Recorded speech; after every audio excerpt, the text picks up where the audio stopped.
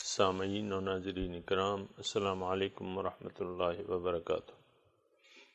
سورہ آل عمران آیت نمبر 196۔ اعوذ باللہ من الشیطان الرجیم، بسم اللہ الرحمن الرحیم۔ لا یغرنک تقلب الذین کفروا فی البلاد، متاع قلیل ثم مأواہم جہنم وبئس المہاد۔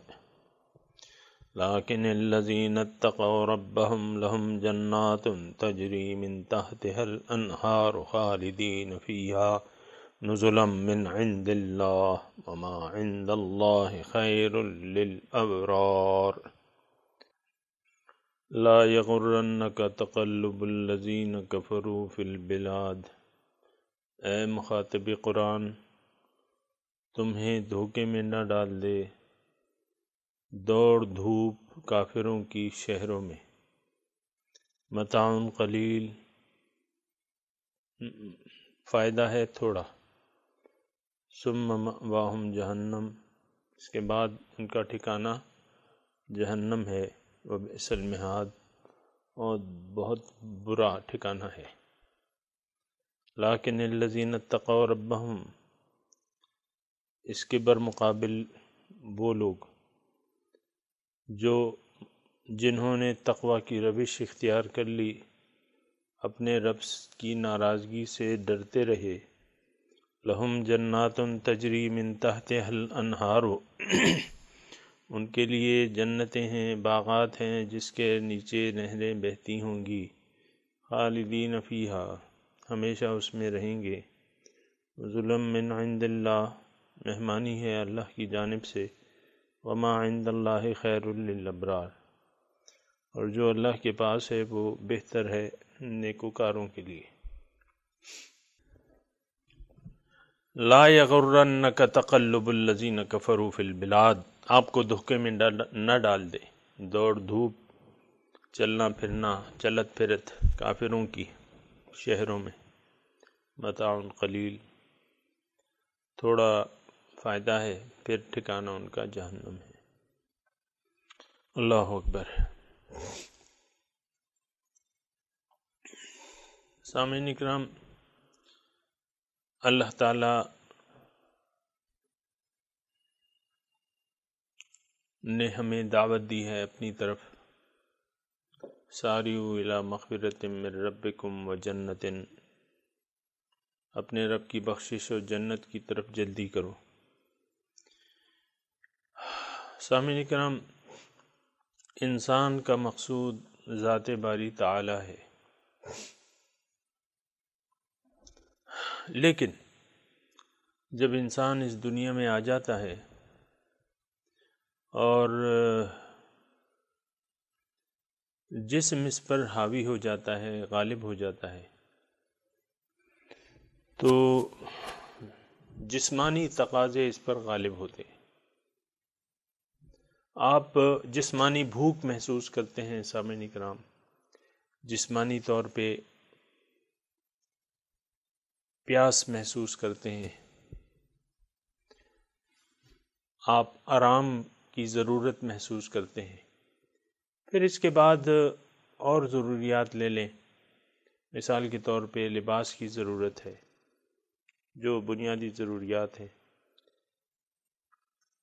اس کے بعد تعلیم کی ضرورت ہے، اور اس کے بعد معاش کی ضرورت ہے، پیسہ کمانے کی ضرورت ہے، روزی کمانے کی ضرورت ہے۔ یہ ضروریات جو ہیں انسان کو یعنی ظاہر ہیں، چھپی بھی نہیں ہیں، اور دوسری یہ کہ یہ محسوس بھی ہوتی ہے۔ یعنی جسمانی بھوک جو ہے وہ آپ اگر 10 گھنٹے کچھ بھی نہ کھائیں پئیں تو پھر آپ کو پتہ چل جاتا ہے کہ بھئی بھوک کیا چیز ہے۔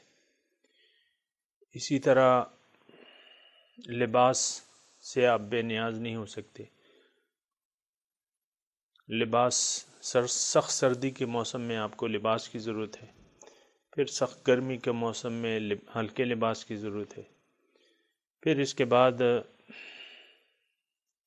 معاش کی ضرورت ہے سامعین کرام، یہ بھی محسوس ہوتی ہے کہ بھئی کمائیں گے نہیں تو کھائیں گے کہاں سے۔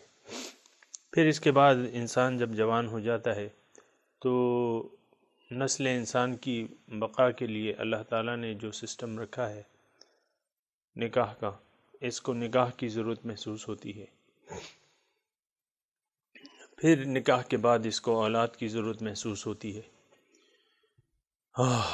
تو یہ تو وہ یعنی جو لازمی ضروریات ہیں میں ان کا ذکر کر رہا ہوں، اور سامعین کرام میں تذکرہ کر رہا ہوں کہ یہ ضروریات محسوس ہوتی ہیں تو ہم اس کے پورا کرنے کے لیے اپنی پوری کوشش کرتے ہیں، کھانے کے لیے، پینے کے لیے، پھر معاش کے لیے، تعلیم کے لیے، نکاح کے لیے اور اولاد کے لیے پھر مناسب کوشش کرتے ہیں۔ یہ ساری ضروریات محسوس ہوتی ہیں۔ میں آپ کو بات یہ کر رہا تھا کہ ہم جب ہماری حقیقت جو ہے وہ آپ کو بھی پتہ ہے، مجھے بھی پتہ ہے، ہماری حقیقت ظاہر جسم نہیں ہے بلکہ باطنی جسم ہے۔ باطن ہمارا روح کہلاتا ہے۔ سامعین کرام، اب روح جو ہے وہ ایک ایسی چیز ہے جو محسوسات سے بالا تر چیز ہے، اور اپنے ہم قوائے ظاہری سے اس کا کچھ پتہ نہیں لگا سکتے۔ پھر روحانی ضروریات بھی ہیں، جیسا کہ ہمارا روحانی وجود ہے سامعین کرام، ایک بات قیمتی بات جو ہے وہ نوٹ کر لیں، جس طرح ہمارا روحانی وجود ہے اسی طرح بالکل ہمارا نہیں، جس طرح ظاہری وجود ہے بالکل اسی طرح ہمارا روحانی وجود بھی ہے۔ یعنی روح تو ایک حقیقت ہے سامعین کرام، اللہ اکبر، روح جو ہے ایک حقیقت ہے، اس حقیقت سے کوئی بھی انکار نہیں کر سکتا۔ یہ بھی حقیقت ہے کہ روح پر جب جسم غالب ہو جاتا ہے تو روح چھپ جاتی ہے اور پردوں میں چھپ جاتی ہے، ظاہر کے پردوں میں روح چھپی بھی ہے۔ روح ایک ایسی چیز ہے سامعین کرام، ایک ایسی حقیقت ہے کہ یہ بہت قیمتی عنصر ہے ہمارا، اور اصل جز چونکہ روحی ہے تو یہ بہت قیمتی ہے سامعین کرام، اس کی میں آپ کو ضرور بتاؤں گا۔ یسألونک عن الروح قل الروح من امر ربی وما اوتیتم من العلم الا قلیلا۔ ایک بات جو اس روح کے سلسلے میں ہے، جو میں آپ کو کہہ رہا تھا نا کہ روحانی ضروریات کا جسمانی قوہ پتہ نہیں چلا سکتے، ہاں کچھ طریقوں سے جس کا میں پھر کسی وقت ذکر کروں گا اس کا پتہ چل سکتا ہے، جو روحانی ضروریات ہیں ہماری، لیکن روح مغلوب ہے۔ دنیائے ظاہری میں جب ہم رہتے ہیں یا آ جاتے ہیں جسم میں تو روح مغلوب ہو جاتی ہے، جسم غالب ہو جاتا ہے۔ میں عرض کر رہا تھا کہ روح جو ہے ایک بہت بڑی طاقت ہے سامعین کرام، ایک بہت قیمتی چیز ہے۔ شاعر ہمارے شیخ ایک شعر فرماتے تھے کہ گر نبود ذات حق اندر وجود، آب و گل را کہ ملک کر دے سجود۔ اے انسان، اگر تم میں ذات حق نہ ہوتی تو آب و گل اور ملائکہ یہ تمہیں کیوں کر سجدہ کرتے؟ بالکل حقیقت کہا ہے جس نے بھی کہا ہے شعر، کیونکہ اس کی تصدیق قرآن سے ہوتی ہے۔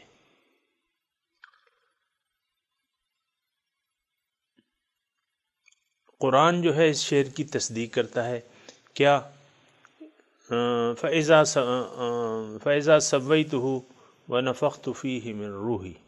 اللہ تعالیٰ نے جب انسان کو پیدا کیا اور فرشتوں سے کہا تم نے اس کو سجدہ کرنا ہے، تو اللہ تعالیٰ نے فرشتوں سے فرمایا کہ جب میں اس کا ظاہر برابر کر دوں، فَإِذَا سَوَّيْتُهُ وَنَفَخْتُ فِيهِ مِن رُوحِي، اور اس میں اپنی روح پھونکوں، فَقَعُوا لَهُ سَاجِدِينَ، پھر تم تب تم اسے سجدہ کرنا۔ سامعین کرام، ظاہری جسم جو ہے مسجود ملائکہ نہیں ہے۔ ظاہری جسم مسجود ملائکہ نہیں ہے۔ اذا سویتہ، جب میں اس کا ظاہر برابر کر لوں، وَنَفَخْتُ فِيهِ مِن رُوحِي، اور اس میں اپنی روح پھونک دوں۔ اب اس کا کیا مطلب ہے سامعین کرام؟ یہ موقع اور نہیں ہے کہ میں اس کی تفصیل کروں، نہ زیادہ تفصیل ہم کر سکتے ہیں، کیونکہ ظاہری قوا سے ہم اس فقرے کی حقیقت تک نہیں پہنچ سکتے، لیکن بس جو ظاہری الفاظ اللہ تعالیٰ فرما رہا ہے اس کو آپ مد نظر رکھے۔ وَنَفَخْتُ فِيهِ مِن رُوحِي، اپنی جانب سے اپنی روح پھونکوں اس میں۔ وَنَفَخْتُ فِيهِ مِن رُوحِي، اس میں گرامر میں بالکل کوئی اشکال نہیں ہے، اس میں میں اپنی روح پھونک دوں۔ فَقَعُوا لَهُ سَاجِدِينَ، بس پھر تم اسے سجدہ کرنا۔ اور جو ابھی میں نے آپ کو شیخ کا شعر سنایا، جو ہمیں وہ سنایا کرتے تھے کہ گر نبود ذات حق اندر وجود، آب و گل را کہ ملک کر دے سجود۔ اگر اے انسان تم میں ذات حق نہ ہوتی تو یہ آب و گل اور ملائکہ کیسے تمہیں سجدہ کرتے، تمہارے سامنے کیسے سجدہ ریز ہوتے۔ اللہ تو سامعین کرام، ایک ہمارا ظاہر ہے، ایک ہمارا باطن ہے۔ ظاہر کی ضروریات ہم پر واضح ہیں، لیکن باطنی ضروریات چھپی بھی ہیں سامعین کرام۔ وہ یعنی اس کو خوراک کی ضرورت ہے، اس کو معرفت کی ضرورت ہے، اس کی روح جو ہے ذکر اللہ ہے، اس کی خوراک جو ہے ذکر اللہ ہے، اللہ کا ذکر اس کی خوراک ہے سامعین کرام، اللہ کی یاد۔ تو یہ اس کو یعنی یہ ساری اس کی جس طرح ہماری ظاہری ضروریات ہیں سامعین کرام، اسی طرح ہماری باطنی ضروریات ہیں۔ تو ظاہری ضروریات کا تو ہمیں ظاہری قوہ سے پتہ چل جاتا ہے، لیکن باطنی ضرورت کا ہمیں ظاہری قوہ سے پتہ نہیں چلتا۔ اسی لیے تو وحی کا سلسلہ آیا ہے سامعین کرام۔ وحی کی ضرورت کیا ہوئی کہ وَعَلَّمَ الْإِنسَانَ مَا لَمْ يَعْلَمْ، انسان کو اللہ تعالیٰ نے وہ علم دیا جس کا اس کو علم نہیں تھا۔ وَعَلَّمَ الْإِنسَانَ مَا لَمْ يَعْلَمْ، اللہ تعالیٰ نے انسان کو وہ علم دیا جس کا اس کو علم نہ تھا۔ سامعین کرام، یعنی وحی کی ضرورت اس لیے آئی کہ انسان کو اس کی جو باطنی ضروریات ہیں یا اس کی جو باطنی خوراک ہے وہ اس کو مہیا کی جائے۔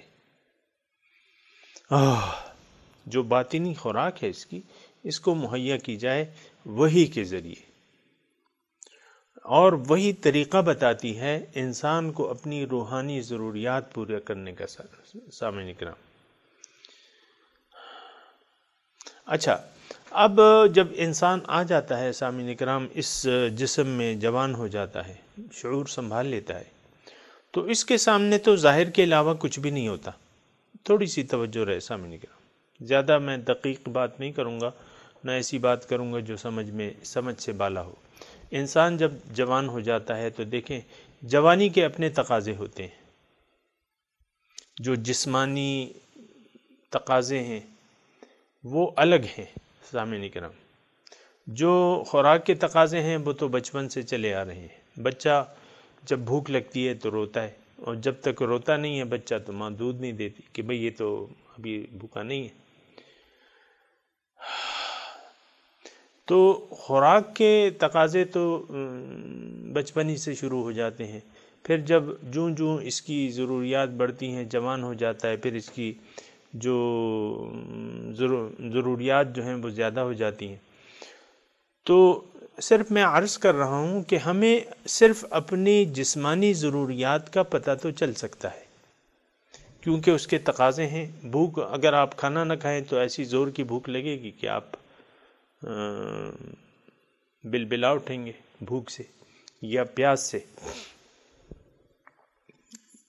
یا آپ کی مثال کے طور پہ طبیعت خراب ہو، بخار ہو، تو پھر آپ بخار میں آپ کو پتہ چل جائے گا کہ بھئی اب تو علاج کی ضرورت ہے.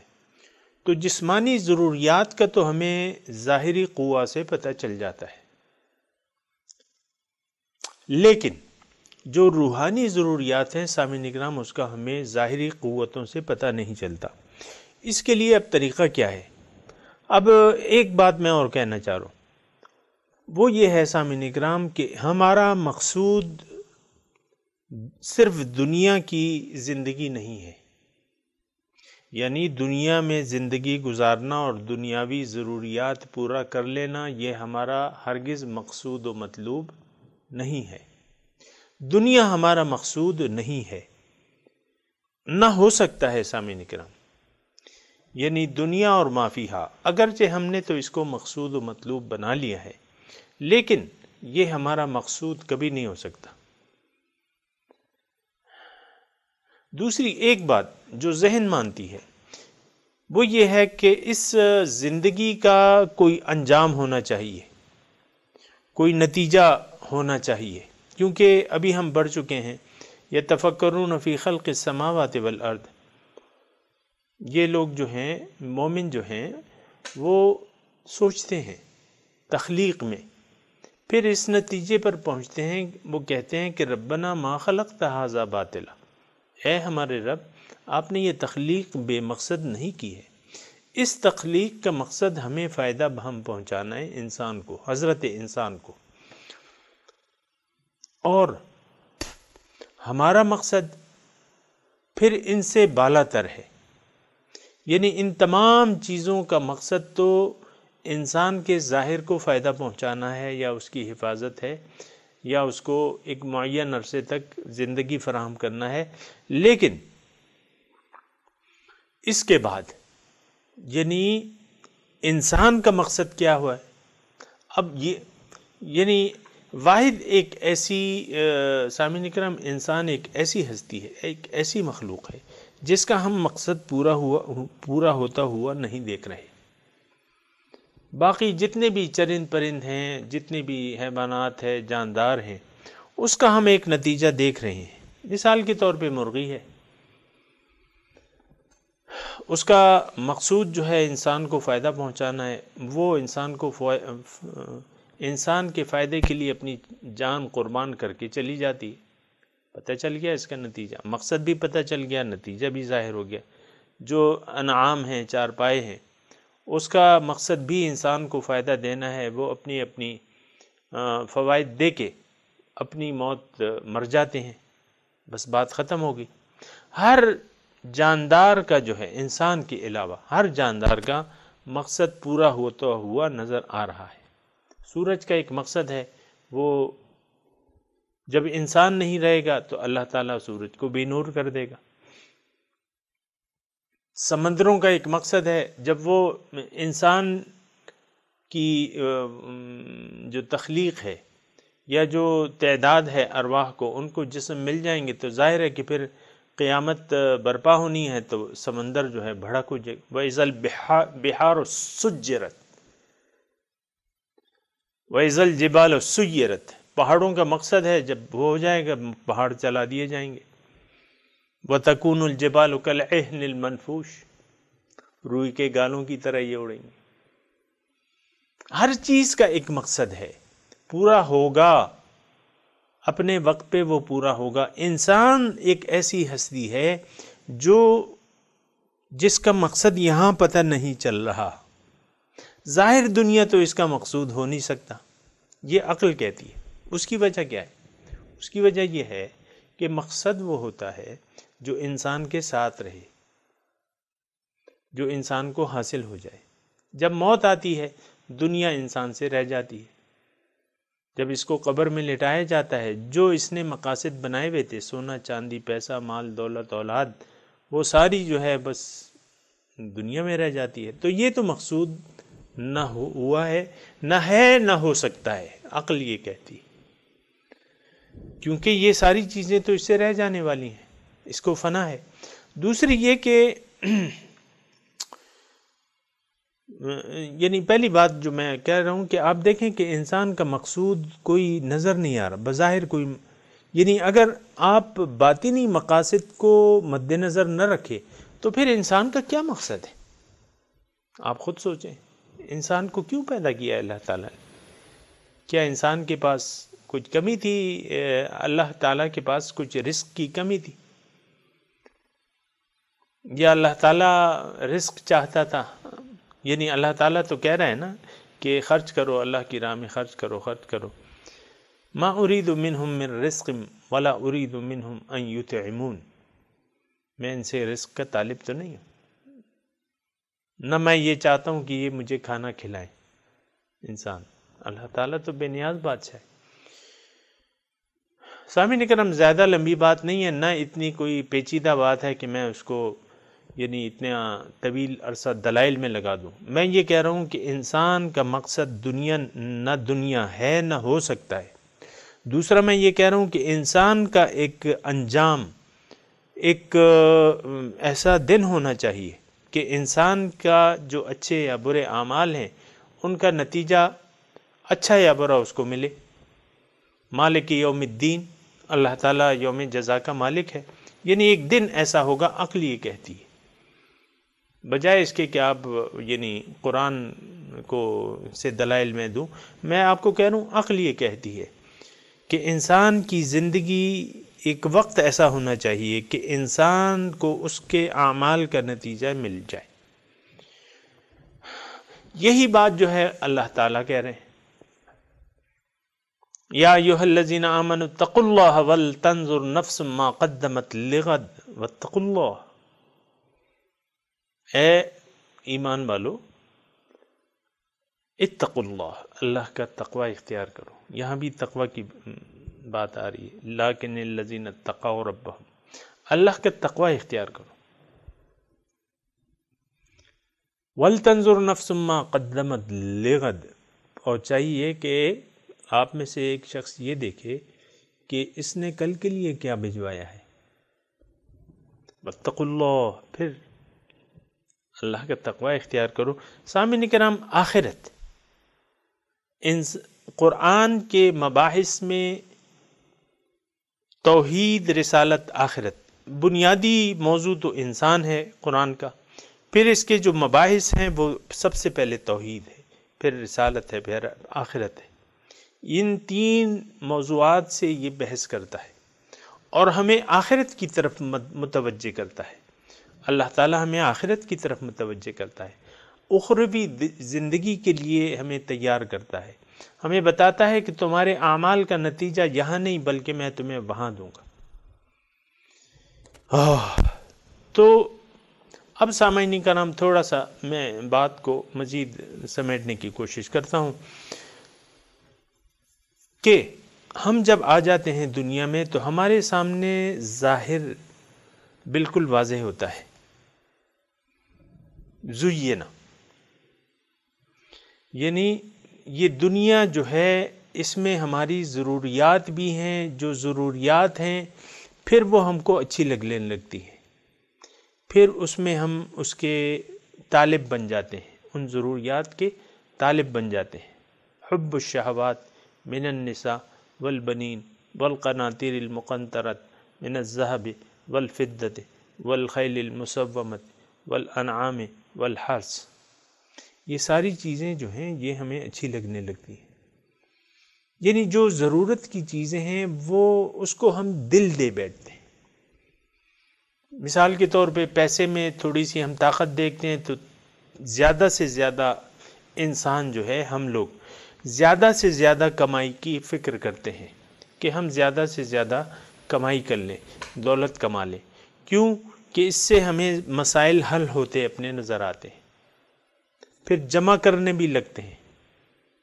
جمع مالا وعدد،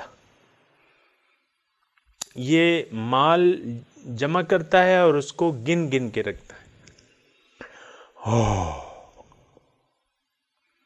لَيُنبَذَنَّ فِي الْحُطَمَةِ مَا أَدْرَاكَ مَا الْحُطَمَةُ نَارُ اللَّهِ الْمُوقَدَةُ الَّتِي تَطَّلِعُ عَلَى الْأَفْئِدَةِ إِنَّهَا عَلَيْهِمْ مُؤْصَدَةٌ فِي عَمَدٍ مُمَدَّدَةٍ۔ یہ سامعین اکرام، ہم دنیا کی طرف متوجہ ہو گئے ہیں، دنیا ہی کو دل دے بیٹھے ہیں۔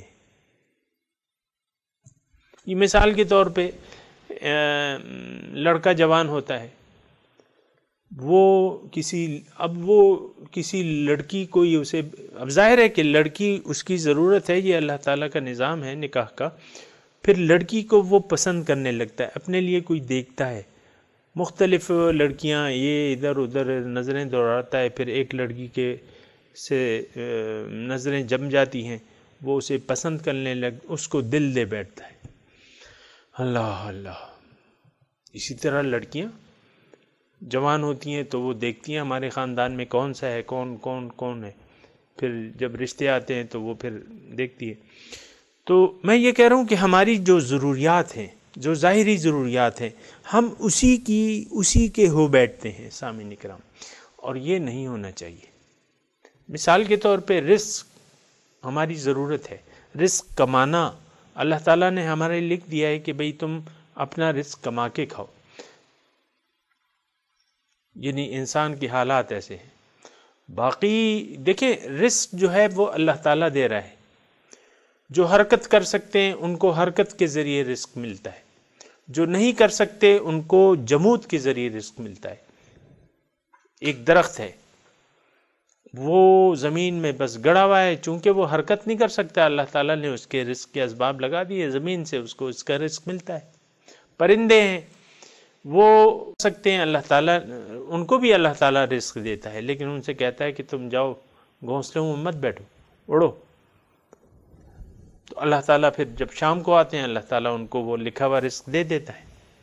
اسی طرح شیر ہے، جو بھی مطلب حیوانات ہیں جو حرکت کر سکتے ہیں وہ حرکت کر کے، یہ کبھی نہیں ہوتا سامعین اکرام کے منہ میں، کسی جاندار کے منہ میں رازق اللہ تعالیٰ ہے، تو لیکن وہ کوشش سے ان کو دیتا ہے رزق، چاہے وہ حیوانات ہیں اور چاہے ہم انسان ہیں، تو ہمیں بھی اللہ تعالیٰ نے، رازق ہمارا اللہ تعالیٰ ہے، لیکن آپ دیکھیں کہ ہم نے اللہ کو بھلا کے رزق کی طرف پوری طرح متوجہ ہو گئے، پھر اس میں اللہ تعالیٰ کو ناراض کر کے ہم پیسے جمع کرنے کی یا پیسے حاصل کرنے کی کوشش کرتے ہیں، حرام حلال کی ہم، یعنی اللہ تعالیٰ کو بھول کے۔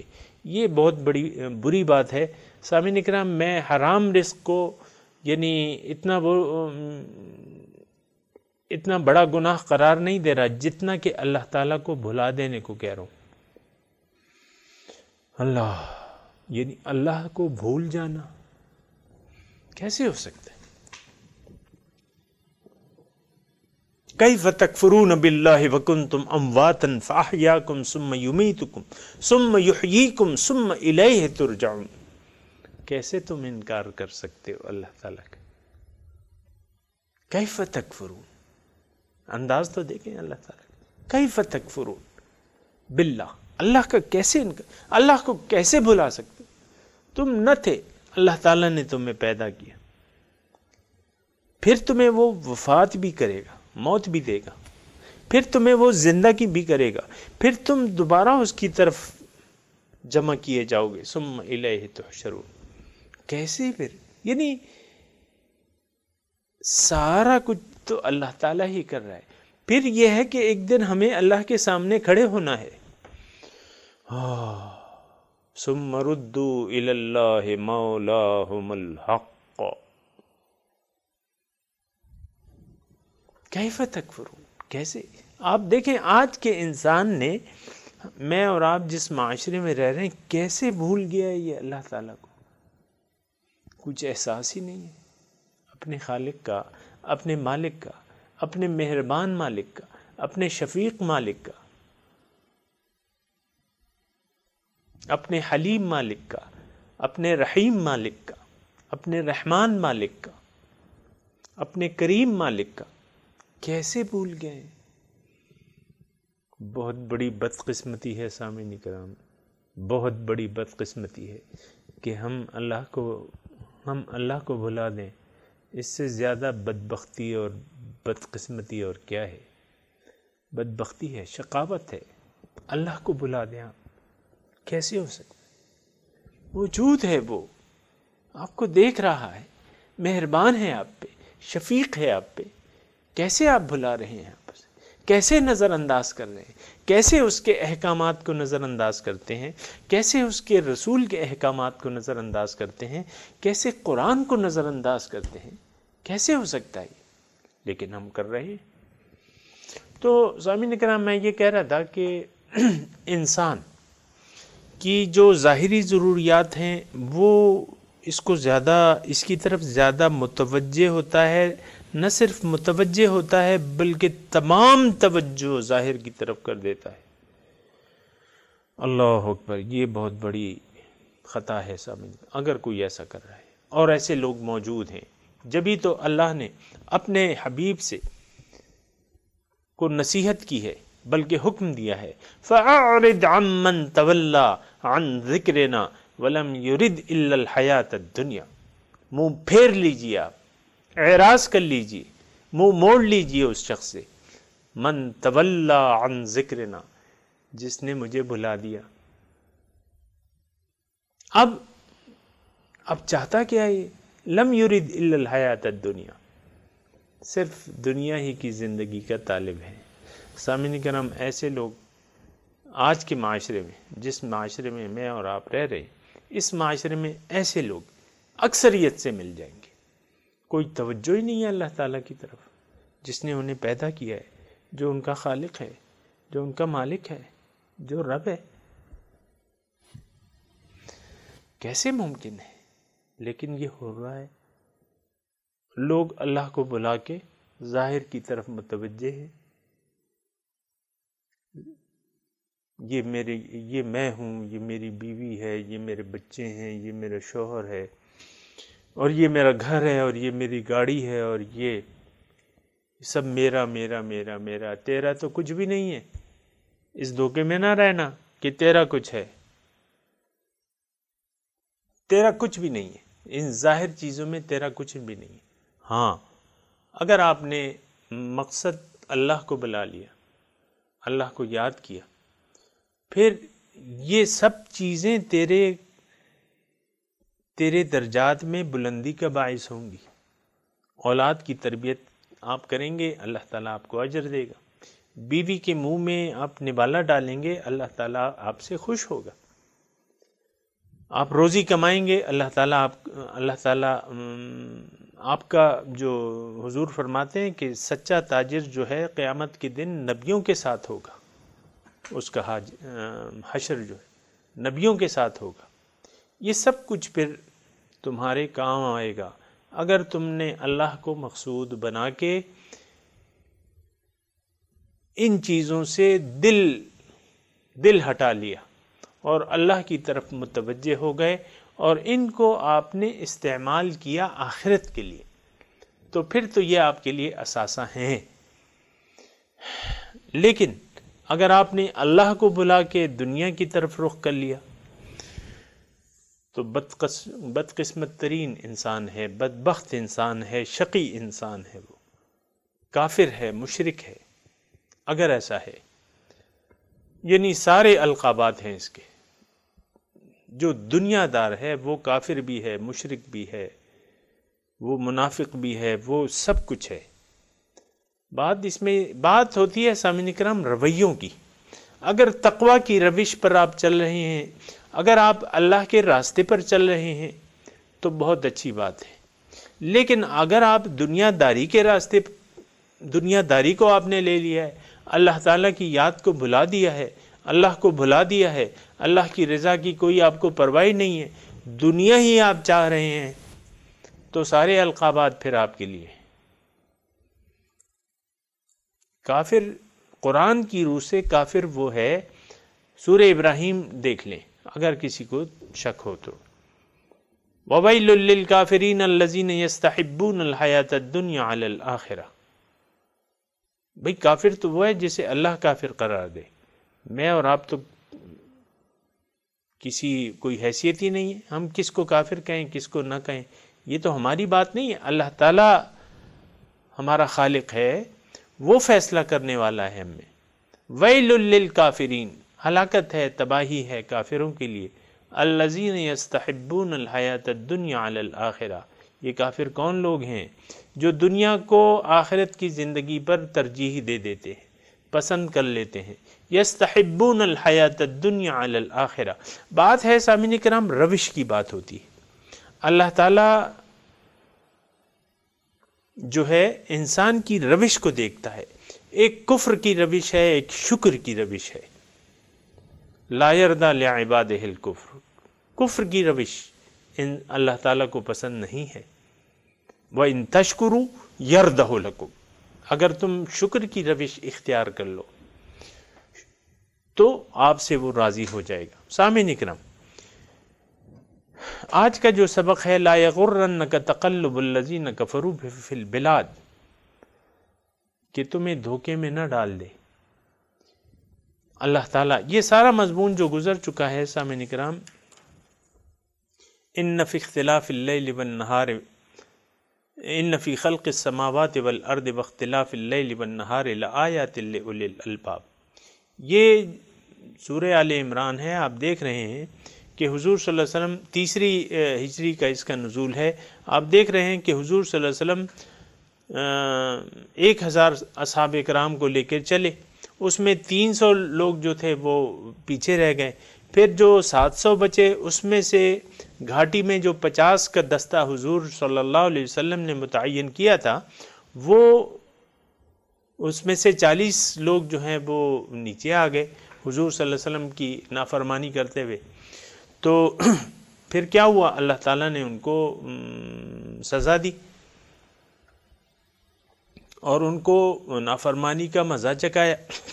سامعین اکرام، تو یہ ساری جو ہیں یہ ابتلا اور آزمائش، اس کے بارے میں ہم نے اچھی طرح بات کی ہے، اللہ تعالیٰ نے بلکہ بات کی ہے، لیکن اللہ تعالیٰ مسلمانوں کی تربیت کر رہا ہے، اللہ تعالیٰ مسلمانوں کو متنبہ کر رہا ہے، اس کی تربیت کر رہا ہے کہ دیکھو دنیا کی طرف متوجہ نہ ہو جانا۔ جو گھاٹی پہ 50 لوگ تھے جو حضور صلی اللہ علیہ وسلم نے خاص ہدایات دے کے ان کو متعین کیا تھا کہ دیکھو نیچے تم نہ آنا جب تک میں تمہیں حکم نہ دوں، لیکن وہ آ گئے۔ اس کی وجہ کیا تھی؟ حب دنیا، کہ لوگ انہوں نے سوچا کہ بھئی لوگ مال غنیمت لوٹ رہے ہیں، ہم تو پھر رہ جائیں گے۔ اس کے بارے میں ہم نے مضامین پڑھ لیے ہیں، لیکن اب یہ دیکھیں، یہ حب دنیا یا دنیا نظر میں آ گئی، یا دنیا کی کچھ قدر و قیمت آپ کی نظر میں آ گئی تو آپ دھوکے میں پڑ جائیں گے۔ جب دھوکے میں پڑ جائیں گے شیطان آپ کو ٹریپ کر لے گا۔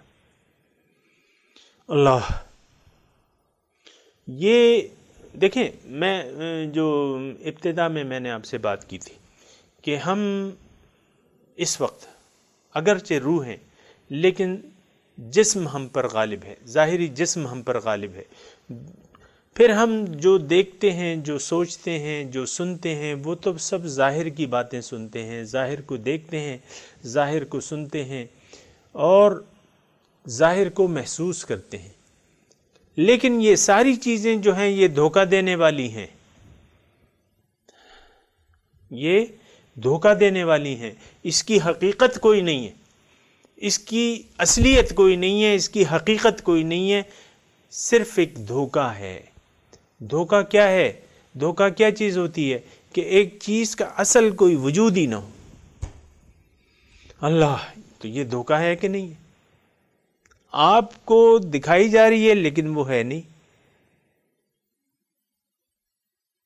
وہ ہے نہیں، تو یہ دھوکہ ہوا، وہ آپ کو حاصل بھی نہیں ہو سکتی۔ یعنی آپ ایک چیز حاصل کر رہے ہیں لیکن وہ آپ کو حاصل ہی نہیں ہو سکتی۔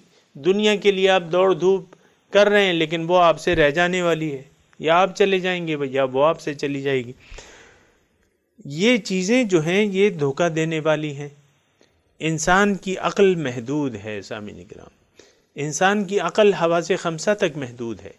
حواس خمسہ کی زد میں یہ چیزیں آ رہی ہیں، حواس خمسہ جو ہیں ہماری، ہم عورتوں کو دیکھ رہے ہیں، مردوں کو دیکھ رہے ہیں، سونے چاندی کو دیکھ رہے ہیں. آپ دیکھیں نا سونا کتنا آپ سنبھال کے رکھتے ہیں، اور تجوریوں میں رکھتے ہیں، اور جا کے جس کے پاس زیادہ ہوتا ہے تو وہ لاکر لے لیتے ہیں اس کے لیے کہ بھئی وہاں بس محفوظ رہے گا، گھر کا کچھ پتہ نہیں چلتا. تو ظاہر سمجھ میں آتا ہے، باطن سمجھ میں نہیں آتا. لیکن حقیقت باطن ہے. یہ ایک نقطہ ہے سامعین کرام، ایک جملہ اگر آپ سن لیں کہ جو نظر نہیں آ رہا، جو باطن ہے، اصل حقیقت وہ ہے.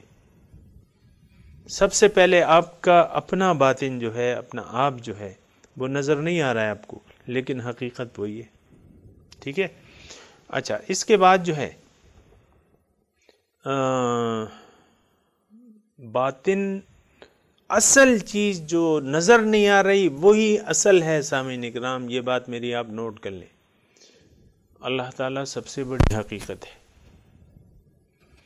ذات باری تعالیٰ سب سے بڑی حقیقت ہے، لیکن وہ وراء الورا،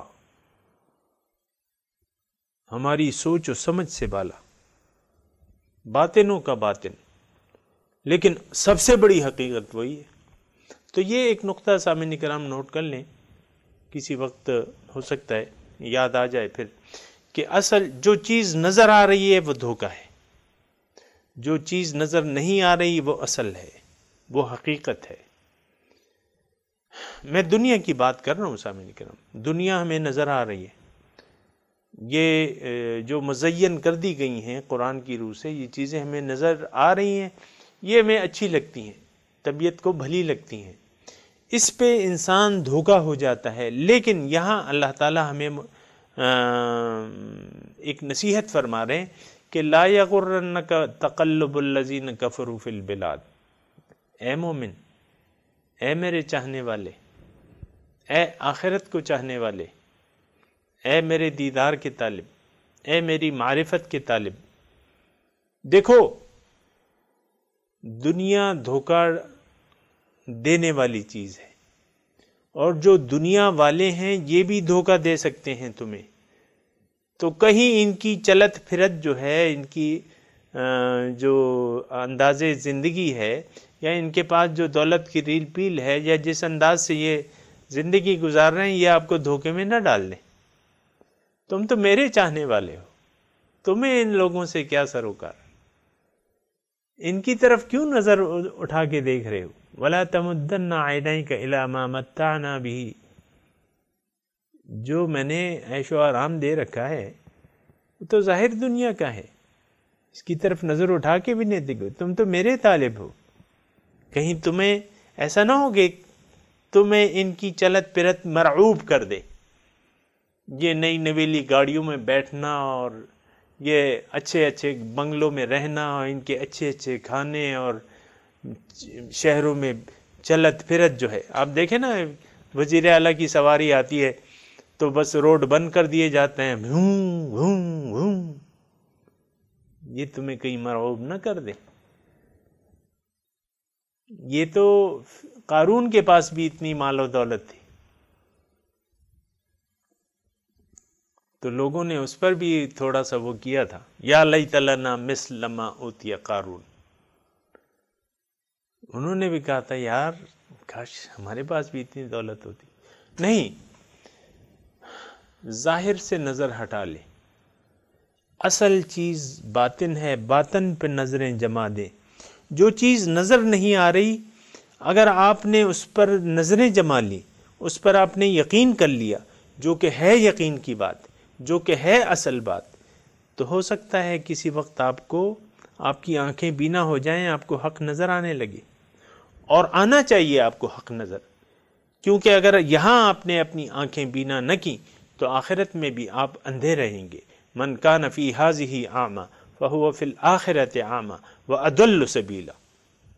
جس نے جو یہاں اندھا رہا وہ وہاں بھی اندھا رہے گا، اور راستہ اس نے غلط کیا ہوگا. واضل سبیلا.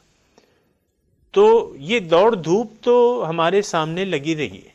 اب دیکھیں آپ میں تو پاکستان میں ہوں، لیکن جو ہم دیکھتے ہیں ادھر ادھر، جو جن کو ہم ترقی یافتہ کہتے ہیں، اصل میں تو وہ ترقی یافتہ نہیں ہے، اخلاق باختہ معاشرے جو ہیں، اخلاق باختہ معاشرے ہیں وہ، جن میں یہ ریل پیل اور یہ سیر سپاٹے، آپ دیکھیں نا، ایک سالانہ چھٹیاں ہوتی ہیں ان کی، ماہانہ چھٹیاں ہوتی ہیں اور ہفتہ وار چھٹی ہوتی ہے، اور وہ چھٹیاں گزارنے کہیں نہ کہیں جاتے ہیں، اور پھر ان کی وہ دیکھیں، وہ عمارتیں دیکھیں اور وہ گاڑیوں میں چلت پھرت دیکھیں۔ مومن کو اللہ تعالیٰ یہ کہہ رہا ہے کہ تمہیں کہیں یہ دھوکے میں نہ ڈال دیں، یہ دھوکہ دینے والی چیز ہیں۔ لا یغرنک تقلب الذین کفروا فی البلاد، یہ تم ان کی طرف متوجہ نہ ہونا، یہ چیزیں کہیں تمہیں دھوکے میں نہ ڈال دیں، یہ تو متاع قلیل ہے، تھوڑا سا فائدہ ہے، بس تھوڑا سا عارضی فائدہ ہے، متاع قلیل بس۔ اس کے بعد کیونکہ یہ طالبان دنیا ہیں، سامعین اکرام ذرا توجہ کریں، اب یہاں دیکھیں، مأواہم جہنم، یا میں نے تقلب الذین کفروا، جو ناشکرے ہیں، کافر ناشکرہ ہوتا ہے، ناشکری کی روش اللہ تعالیٰ کو پسند نہیں ہے، ولا یرضی لعبادہ الکفر، ناشکری کی روش اللہ تعالیٰ کو پسند نہیں ہے، ہر کافر ناشکرہ ہے، ہر ناشکرہ کافر ہے۔ اللہ اللہ اللہ۔ بہرحال ان کا نتیجہ کیا ہے؟ اللہ تعالیٰ کا قانون یہ ہے کہ کافروں کو اللہ تعالیٰ دنیا سے محروم نہیں کرنا چاہتا۔ اللہ کہہ رہا ہے ٹھیک ہے، تمہاری جو میں نے مقسوم لکھ دیا ہے وہ تمہیں ملے گا، اس میں کمی نہیں کروں گا۔ یہ قرآن کے یعنی اللہ تعالیٰ کا وعدہ ہے کافروں سے، وَإِنَّا لَمُوَفُّوهُمْ نَصِيبَهُمْ غَيْرَ مَنْقُوصٍ، بغیر کسی نقصان کے ان کو میں ان کا نصیب دوں گا۔ لیکن پھر ٹھکانہ ان کا کیا ہے؟ ثُمَّ مَأْوَاهُمْ جَهَنَّمْ، ان کا ٹھکانہ جو ہے پھر جہنم ہے۔ سامعین کرام، ہر ناشکرہ جہنم میں ہوگا۔ سامعین کرام، ہو سکتا ہے میرے بعض سامعین کو میرے الفاظ کچھ ناآشنا سے لگیں، لیکن حقیقت یہ ہے، ابھی میرے پاس وقت اتنا زیادہ نہیں ہے، لیکن تو پھر میں اپنے ان الفاظ کی تھوڑی سی وضاحت بھی کرتا، لیکن یہ قرآن کے الفاظ ہیں، یہ قرآن کے الفاظ ہیں، اور یعنی یہ ایک فطری چیز ہے۔ جو شکر گزار بندے ہیں وہ جائیں گے جنت میں، جو ناشکرے ہیں وہ جائیں گے دوزخ میں۔ تو کافر جو ہے وہ رب کا ناشکرہ ہے، تو ان کا ٹھکانہ جو ہے جہنم ہے، وبئس المہاد، اور بہت برا ٹھکانہ ہے۔ مہاد، مہد جو جھولا ہوتا ہے بچپن میں، جو پنگوڑا ہوتا ہے، وہ یعنی ایک ٹھکانہ ہے بچے کا، تو اس لحاظ سے اس کو یعنی بہت برا ٹھکانہ ہے۔ تو ٹھکانہ ان کا جہنم ہے۔ سامعین کرام، آج کا جو سبق تھا تو اس میں میں کوشش کرتا ہوں تھوڑا سا خلاصہ آپ کے لیے بیان کر دوں، تاکہ یہ سارا مضمون جو ہے اکٹھا ہو جائے۔ ایک بات تو میں نے سامعین کرام یہ کی ہے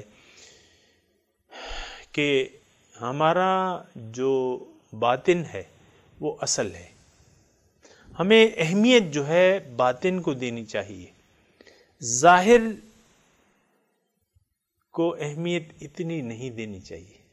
ہم تو ظاہر کی طرف زیادہ متوجہ ہیں، ایسا نہیں ہونا چاہیے۔ جو حقیقت ہے اس کی طرف متوجہ ہونا چاہیے، اس کی فلاح کی کوشش کرنی چاہیے، دنیا میں اپنے آنے کا مقصد پورا کرنے کی کوشش کرنی چاہیے، اور وہ راستہ اختیار کرنا چاہیے جو جس سے اللہ تعالیٰ راضی ہو۔ زندگی کا طریقہ وہ اختیار کرنا چاہیے جس سے اللہ تعالیٰ راضی ہو۔ دنیا کی طرف متوجہ ہونا جو ہے یہ دھوکے کی بات ہے، دنیا کو دل میں جگہ دینا یہ خسارے کی بات ہے۔ جس نے دنیا کو دل میں جگہ دے دی تو اللہ کے رسول فرماتے ہیں کہ حب الدنیا رأس کل خطیہ، دنیا کی محبت تمام برائیوں کی جڑ ہے۔ تو اس آیت میں جو ہے اللہ تعالیٰ میں یہ فرما رہے ہیں کہ دیکھو دنیا کی محبت تمہارے دل میں نہ آ جائے۔ دوسرا جو یہ کافروں کی چلت پھرت ہے اس کی طرف زیادہ نہ دیکھنا۔ لا یغرنک تقلب الذین کفروا فی البلاد، ہرگز تمہیں دھوکے میں نہ ڈال لے۔ غر ہؤلاء دینہم، دھوکے میں نہ ڈال لے۔ تقلب چلت پھرت، الذین کفروا جو کافر ہیں، فی البلاد شہروں میں جو ان کے چلت پھرت ہو رہے ہیں نا، یہ بلڈنگیں بن رہی ہیں، یہ پلازے بن رہے ہیں، یہ کھانے کھائے جا رہے ہیں، یہ سیر سپاٹے ہو رہے ہیں، یہ کپڑے پہنے جا رہے ہیں، یہ چیزیں تمہیں دھوکے میں نہ ڈال دیں۔ متاع قلیل ہے یہ۔ سامعین اکرام، کوئی حیثیت نہیں ہے دنیا کی زندگی کی بمقابلہ آخرت کی۔ یعنی جو ہمیں کہا جاتا ہے نا، ایک مثال دی جاتی ہے کہ دنیا کی زندگی کی مثال آخرت کے مقابلے میں اتنی ہے جیسے کہ سمندر میں آپ سوئی کی نوک ڈبو دیں، جتنا پانی سوئی کی نوک پہ آئے گا تو یہ تناسب ہے، اتنا بھی نہیں ہے۔ باہر یہ ایک مثال کے لیے کافی ہے، مثال کے لیے کافی ہے کہ دنیا بنسبت آخرت اتنی ہے جیسے کہ آپ سمندر میں ایک سوئی کا ناکا ڈبو دیں اور پھر نکال لیں تو جتنا پانی سمندر سے سوئی کی نوک پر آئے گا تو یہ پانی جو ہے یہ دنیا ہے اور باقی آخرت ہے۔ تو سامعین اکرام، دھوکے میں پڑنے کی ہرگز ضرورت نہیں ہے، حقیقت کو دیکھنے کی ضرورت ہے۔ ہم لوگ جا رہے ہیں آخرت کی طرف، ہم اللہ کی طرف سے آئے ہیں اور اللہ کی طرف واپس جانا ہے، لیکن بات یہ ہے کہ اس آخرت کا دار و مدار ہماری اس ظاہر کی زندگی پر ہوگا، ظاہر کی زندگی پر ہوگا دار و مدار جو ہے۔ تو متاع قلیل سے فائدہ آپ اٹھا سکتے ہیں، لیکن اس کو دل میں جگہ نہیں دینی چاہیے، اس پہ دھوکہ نہیں ہونا چاہیے، اس کے لیے اللہ تعالیٰ کو بھلانا نہیں چاہیے۔